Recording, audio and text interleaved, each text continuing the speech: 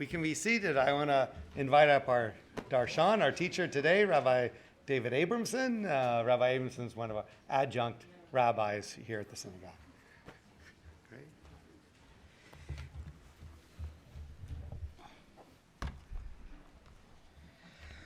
Well, Shabbat Shalom.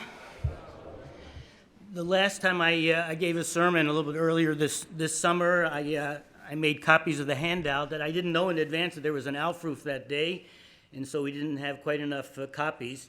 And so today, first of all, Mazal Tov to the bride and the groom-to-be and to your entire families. This time I didn't make the copies, the office made the copies. So if there aren't enough copies, it's not my fault. But you may have to do a little bit of sharing. Oh, there's an extra copy or two floating around. So a new Melamed comes to town. A new teacher comes to a little town, and he begins teaching in the local cheder. And after a few days, Yussel comes home very excited. Papa, Papa. His name is Yussel, so of course he's going to call his father Papa, right? And he says, Papa, I'm learning to say Kaddish. And Yussel's father goes the next day to the teacher. He's furious. And he says to the teacher, what are you doing teaching my son Mourners Kaddish? You're going to put me in an early grave. It's a subtle joke, obviously, maybe a little too subtle for some of you.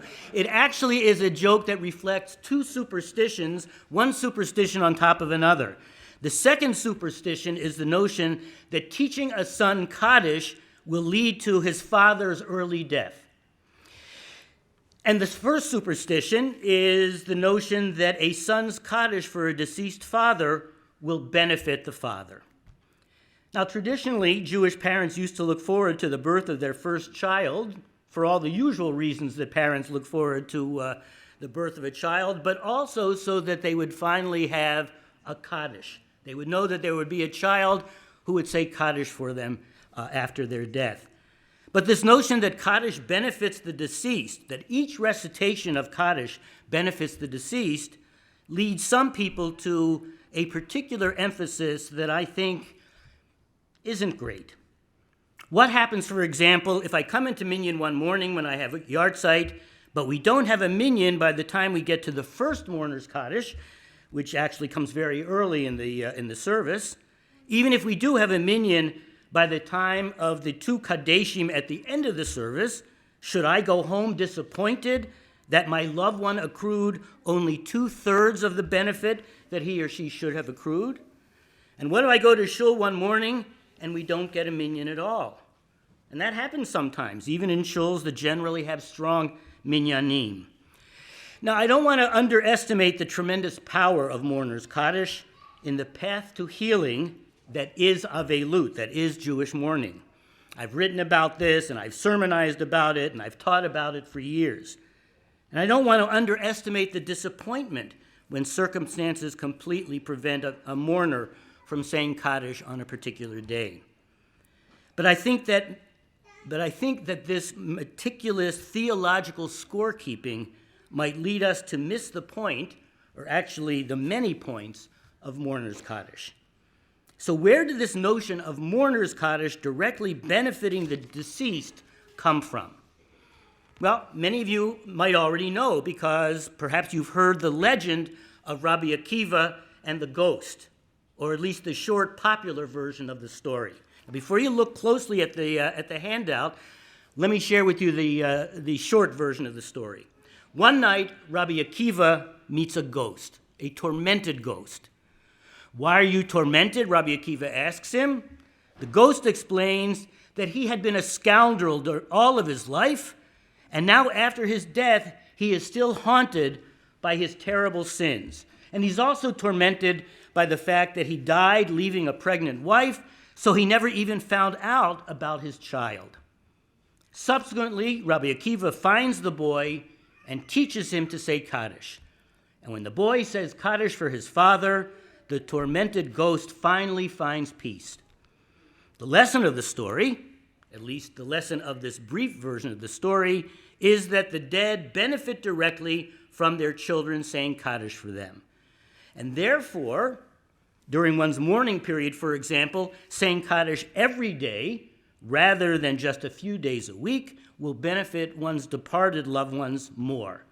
And saying 3 Kaddishim on a given morning will be more beneficial than saying only 2.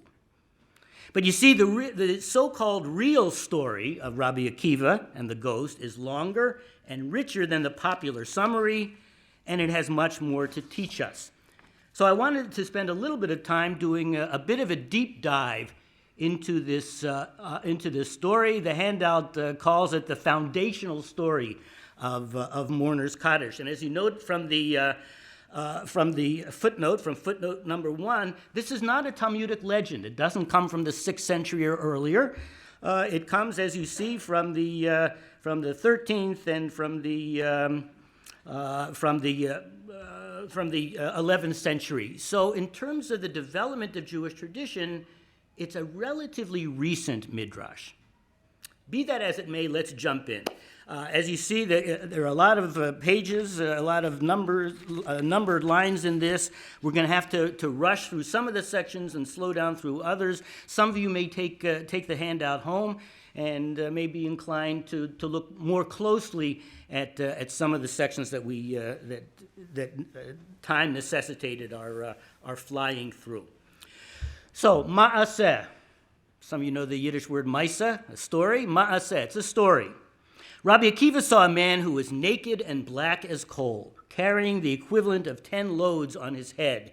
And notice footnote 2 says another version of the legend describes him as carrying a burden of thorns on his head. I don't know if this is similar to a certain a crown of thorns imagery in another religious tradition. It may or may not be related. But nevertheless, this guy has some burden on his head, and he is suffering. He's carrying the equivalent of 10 loads on his head, and he's running like a horse.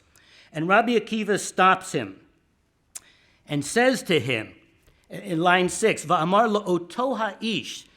You'll see that this motif, oto ha'ish, that man is going to recur in this story. So he said to the man, why are you doing such harsh work? If you're a slave and your master is doing such to you, I will redeem you from his hand. In ancient Judaism, there was an institution of an Eved Ivri. A Jew could sell himself or herself to another Jew, and the job description of such an Eved Ivri, despite the intentions of halacha, was not always so easy. So maybe that's what this poor tormented soul is suffering from. So Rabbi Akiva says, I'll redeem you if that's why you're suffering so. Line 10, and if you're poor and people are coming for you in a roundabout way, I will enrich you. The man said to Rabbi Akiva, please, sir, don't detain me, lest those overseeing me be angry at me. Rabbi Akiva said to him, what is this? What is your work? He said to Rabbi Akiva, this man is dead. Notice in line 14, the man uses the phrase oto ha'ish. He's speaking about himself in third person.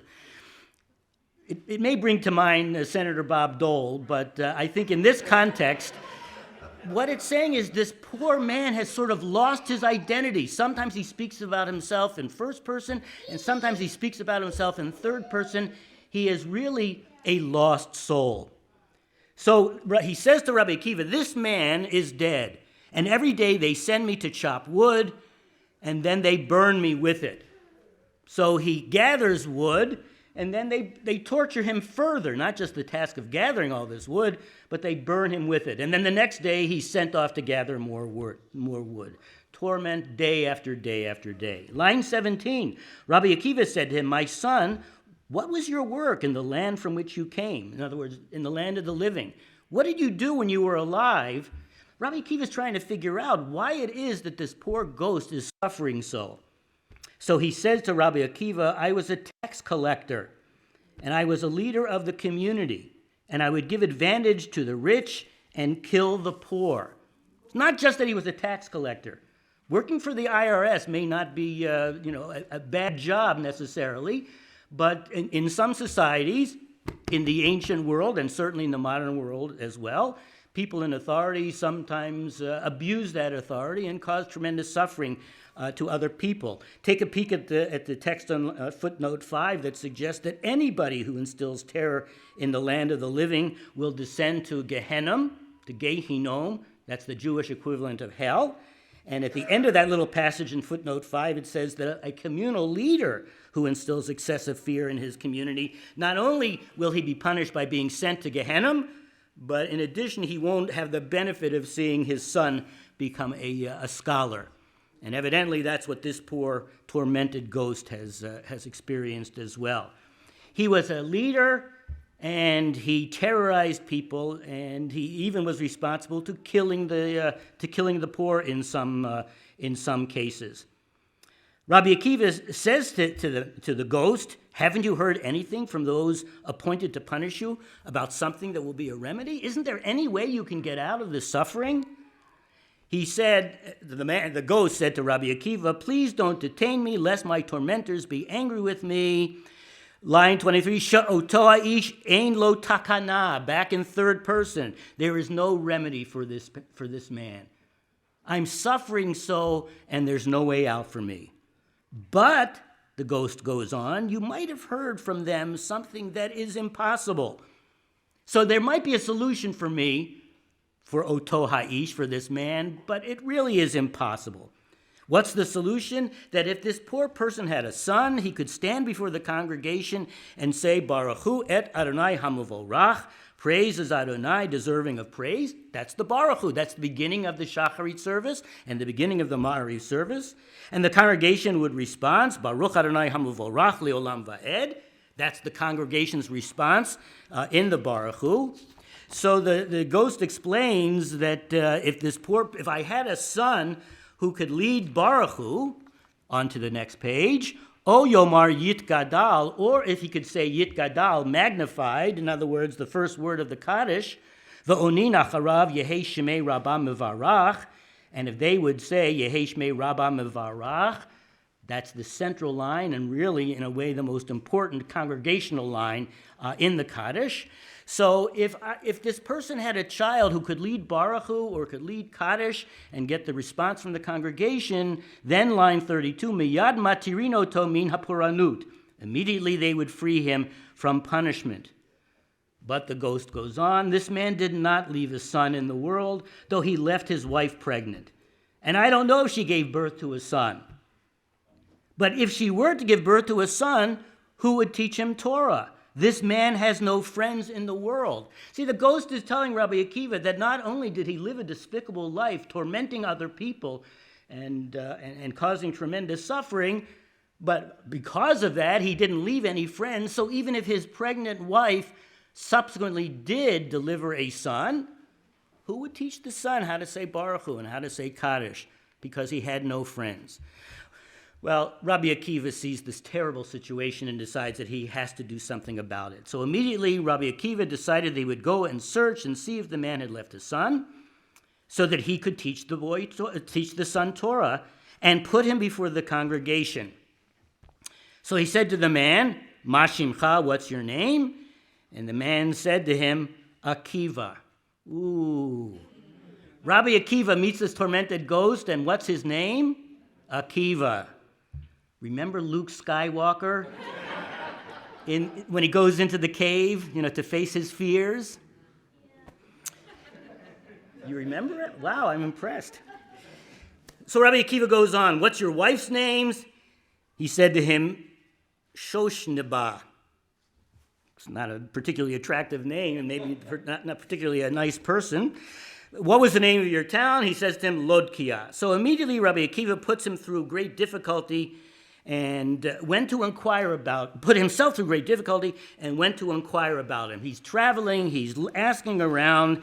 When he came to the town, he asked about the man. So he goes to Lodkia, and he starts asking around. Anybody here know Akiva, or maybe his family members, or what have you? Page 4. Amrulo yisachaku atzmotav shel oto ha'ish. May the bones of oto ha'ish, that same phrase, may the bones of that man be ground up. Ooh. Well, Rabbi Akiva asks about his wife, and they said, may God erase her memory from the world. So the scoundrel wasn't so popular in his town, with good reason, and even his wife, nobody liked her either. So he asked about the son. Amrulo hare arelhu. They said to him, he is uncircumcised. He hasn't had a bris. Now, Jewishly speaking, basically this is the equivalent of saying he's a lowlife. He's not a good Jew. He's not even circumcised. Didn't even have a Jewish upbringing. Even the mitzvah of Brit Milah, we did not arrange for him. Aha! The community failed in its obligation to the boy.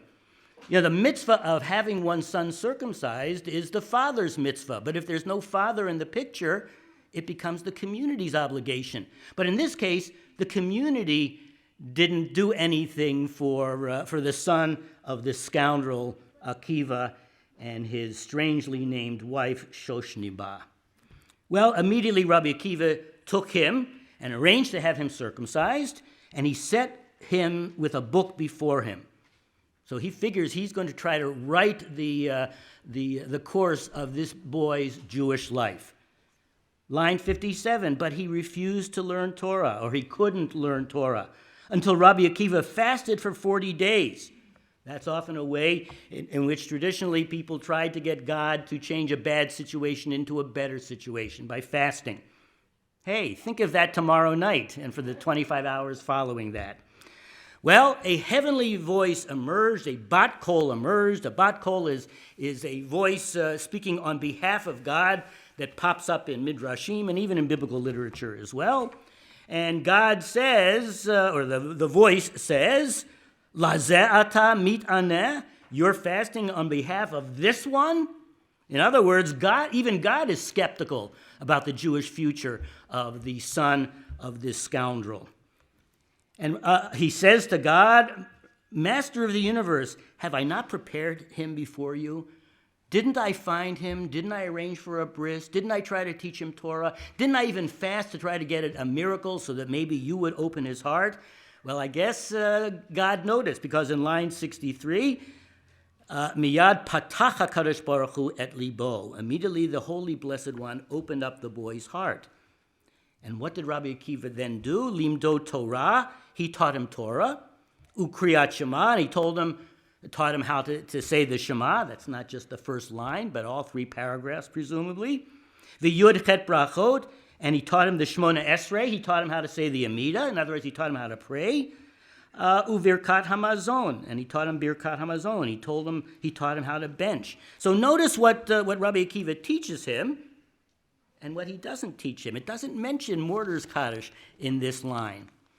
Nevertheless, on the next page, page 5, line 65, he stood him up before the congregation, and the son said, Baruch Hu et Adonai Hamavorach. He says the Baruch Hu, and the congregation responded, Baruch Adonai Hamavorach leolam va'ed. And the boy said, Yit Gadal. He began to say Kaddish, and the congregation responded, Yehei Shemei Rabbah. The congregation's response during the Kaddish. And what happened as a result of this? Line 7, Ba'ota sha'ah miyad hitiru oto min hapuranut. At that moment, they immediately released the boy's father from his punishment. The boy led the congregation in prayer, and the tormented ghost's punishment was relieved, or was ended. Immediately, the man came to Rabbi Akiva in a dream. And he said, may it be God's will that you will rest in the Garden of Eden. Well, not now, but later. When you die, you'll go to heaven, in other words. May it be God's will that you will rest in the Garden of Eden, for you have saved me from the punishment of Gehinnom. You have gotten me out of hell. You have saved me from the punishment of Gehinnom. And Rabbi Akiva responds with this beautiful line from Psalm 135, Adonai Shimcha le'olam, Adonai, your name is forever, Adonai zichrecha ledor vador, from generation to, your fame, Adonai, is from generation to generation. When I came across this generation to generation piece of the story, I was reminded of a line from Rabbi Norman Lamb's book, The Jewish Way of Death and Mourning, which in the 70s was really the best book about bereavement and Jewish mourning. There are others more recently published that are better, but Lamb's book is still terrific. And I still remembered all these years later this line from Lamb's book, in which he describes Mourners' Kaddish as a spiritual hand clasp between the generations. And I wonder if Rabbi Lamb perhaps had this midrash and this verse from Psalm 135 in mind when he wrote that line. Well, the story ends up, therefore the custom developed for someone who doesn't have a father or mother to stand before the congregation at the conclusion of Shabbat to say Baruch Hu or Kaddish. And of course, as we know, in contemporary Judaism, it changed so that traditionally mourners, some mourners can lead the service and many cannot, but mourners recite the Mourners' Kaddish. So that's the origin story of the Mourners' Kaddish. But as you see, it turns out that the legend of Rabbi Akiva and the ghost isn't just a story with a simple plot and with a simplistic lesson. After he had gone to all the trouble, first to find the boy, then to figure out a way to open his heart to Torah, then to teach him, what did Rabbi Akiva teach the boy? Not Kaddish, or not Kaddish alone. He taught him Torah. He taught him how to daven and how to bench. And though neither of them spoke Yiddish, Rabbi Akiva taught the boy to understand the place that davening and benching can have in his life. He taught the boy how to be comfortable in shul, even to the point of getting up and leading some of the prayers. And that's what gave the tormented ghost some relief from his suffering. He now knew that his son was a Jew who was connected to the Jewish community and who thereby was connected to his Jewish tradition. And when you think of it, that's what our Kaddish recitation can do for our departed loved ones. Give us the opportunity to tell them that we are connected to the Jewish community and thereby connected to our Jewish tradition and thereby connected to them. And who knows, after all, that might benefit our loved ones in Olam Haba. Shabbat Shalom and Gemar Chatima Tova.